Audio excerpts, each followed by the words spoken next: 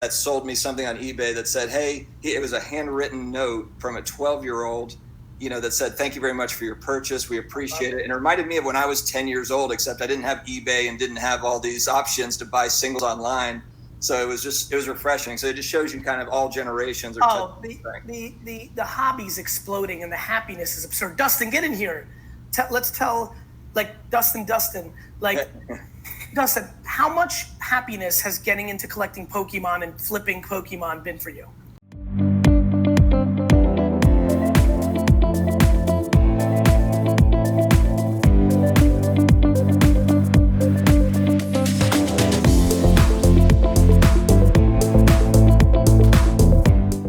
Hey, sports card collectors and investors, we made it to Friday. We are almost to the weekend. And yesterday basketball started back up. So how did you feel about it? It was kind of, I'll be honest, I was a little weirded out by the digital fans. I don't know how you guys felt about it. And the other thing, maybe the viewers can tell me this, can the players see the digital fans? And was there, I don't think there's crowd noise pumped in. I think it's silent in there, but it's just for the broadcast, they've got some sort of crowd noise or something that they're putting in there.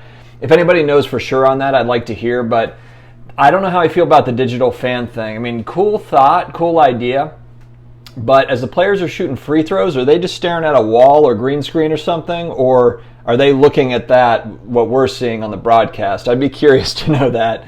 I was just thinking that as I was watching, and of course, I fell asleep before LeBron hit the game-winning shot against the Clips. And I told myself, I'm going to stay up for this. And then literally I woke up at 4 a.m. on the couch and was like, dang it, I missed it. So, but excited to have basketball back. We've got another good stretch of games. Our boy Luka is on tonight at 9 p.m., I believe. So I'm excited to catch that one.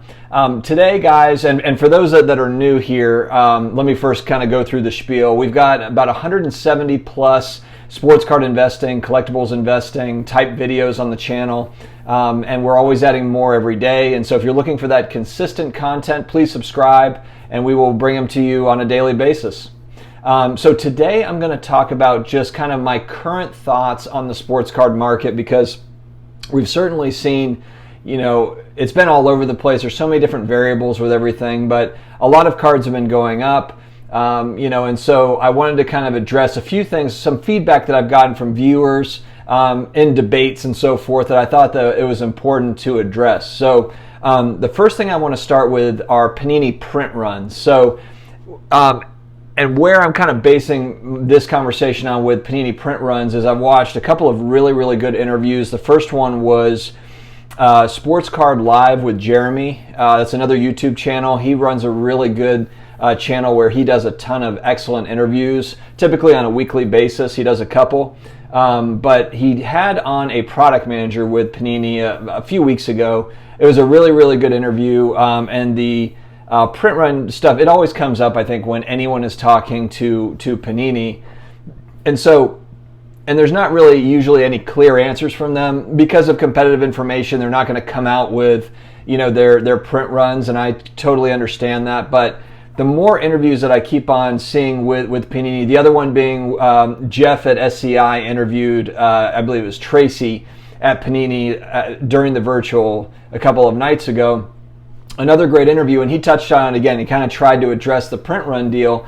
And the more and more I kind of watch these interviews, the feeling that I get is I think that the print runs will continue to rise for those popular sets. Like if we're talking basketball, Prism, Optic, Mosaic, I do think they're going to go up. But the way that it kind of feels like, and this is just my guess, this is a pure guess, hypothesis, is it seems to me like they would probably rather bring out additional products as opposed to raising print runs greatly on popular sets like Prism, for example. So I do think that next year we're going to see higher numbers on those print runs for Prism, but I don't think they're going to be 10x or something off the charts. I think what they'll do instead, in one of these interviews, there was a hint at another Hoop set coming out at the end of the year, another Don Russ set coming out at the end of the year. So it seems to me that the way that Panini is going to tackle the conundrum of how do we continue to profit without making all the cards worthless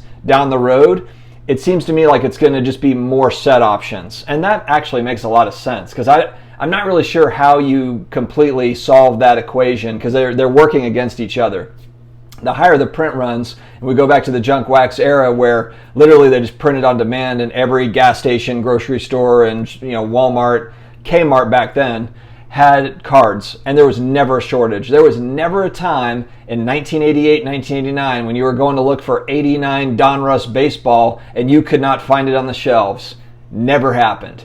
So, the fact that you can't find product now, I think that they are going to try to solve that with, we're going to probably print some more product, but I think they will have additional sets. Maybe they'll come out with some new things. Maybe they'll have spin-offs of other popular sets. That seems to be the approach. That's just my guess. That's my guess as to how they're tackling this problem, or not a problem, how they're tackling this issue of kind of making both sides happy, on that subject. So we'll definitely have to see where that goes. I want to address. I get more and more pushback from people, especially I've done a couple of videos specifically on the Luka Doncic 2018 Prism base rookie card, and how I'm not comfortable investing in it right now. Now, that's just me. That's just one guy's opinion, one guy's strategy, and I haven't changed my viewpoint on it, even though the price continues to go up. And obviously it depends on what your strategy is. If you're looking to buy it today and flip it in 2 weeks, then maybe that's a totally different strategy than what I would come up with. So I respect everybody's opinion on it, and it's your deal. If that's what you're going to do, then absolutely. That is, it's your prerogative.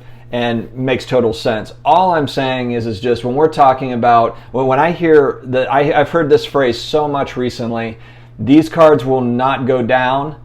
These cards will never go down. And talking about LeBron, talking about Kobe, talking about MJ, talking about Tom Brady, talking about GOATs. These cards will not go down. They're just going to keep on going up. And that is a comment that it concerns me, especially when the same people hit back at me about pop reports. Hey man, pop reports don't matter anymore. You've got 100 million fans out there, and there's only 10,000 Luka based Doncic PSA 10s out there. And I understand logically that thinking. I understand it, but I'll throw out an example of a card that it's far less scarce, or it's far more scarce, than that Luka base. The reason why I'm bringing it up, and granted, it's not apples to apples, it's just one data point, but it's just something that I think about. So the 86 Fleer Michael Jordan rookie card, an iconic card, arguably the most iconic basketball card of all time, and there's 320 roughly approximately PSA 10s of that card in existence. Now, a few weeks ago and around the Last Dance, you saw auctions that were approaching $100,000 for that card. What then happened is more of them came onto the market. So, and I think, and we're not talking about a drastic amount more. We're talking about, there was a few that were being auctioned, and then all of a sudden there was 8 or 9 of them out there.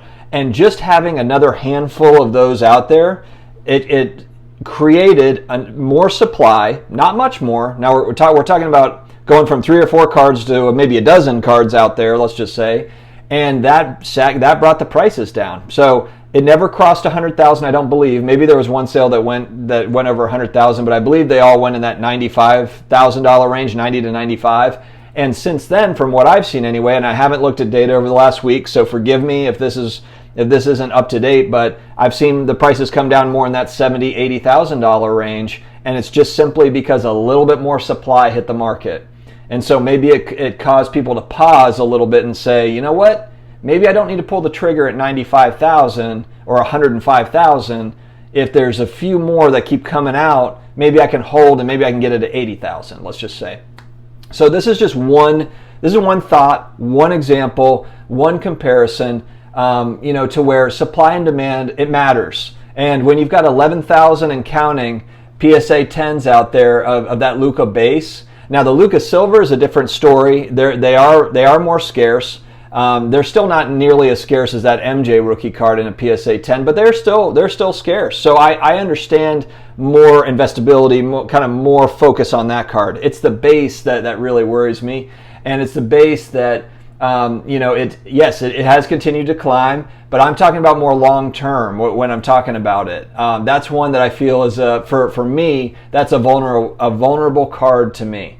And so that's why I spoke out about it. But I keep on getting pushback of pop reports don't matter. But I've lived through those days where you had tremendous print runs, and just because it is a global thing, let's actually use comics as an example. Just because Avengers movies make billions of dollars at the box office, it doesn't, and millions and millions of people are going to watch Avengers movies. That doesn't mean that millions and millions of people are buying the comic books. It doesn't even mean that 1% are buying the comic books. So it's not, you have to, making those comparisons, it can be difficult. So just because it's a international sport and there might be, millions of fans, that doesn't mean that millions of people are looking for Luka Doncic Silver Prism PSA 10. It's just not the case. Now, granted, I know these numbers are far lower, so we're talking about far fewer numbers. All I'm saying is just that pop reports do matter. Supply and demand does matter. It might not matter in this kind of crazy card market right now where prices are through the roof, but I would just say exercise caution with pop reports.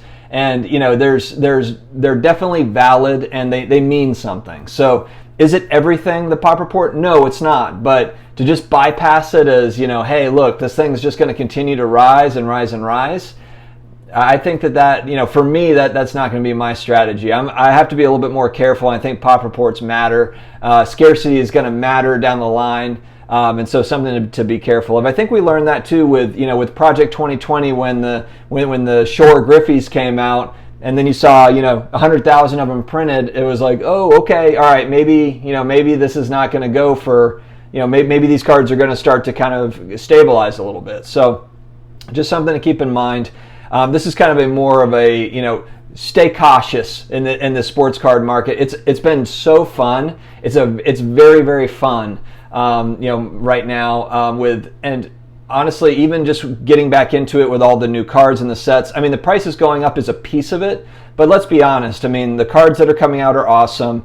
The players that we're following are awesome, and these are kind of these modern day gladiators that we follow. Cards give us an extension of being able to follow these guys, and that's what makes it fun. It's the collectability, and the investment piece is great.